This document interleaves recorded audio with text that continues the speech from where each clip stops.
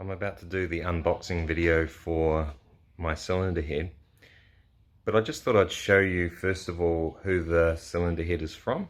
So I'll just flip my phone around.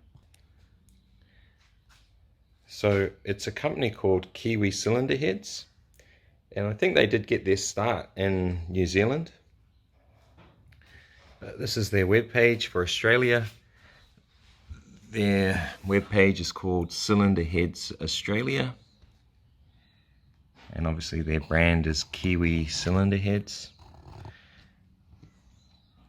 So if you want to find one for your TD42, I found the easiest way was just go TD42.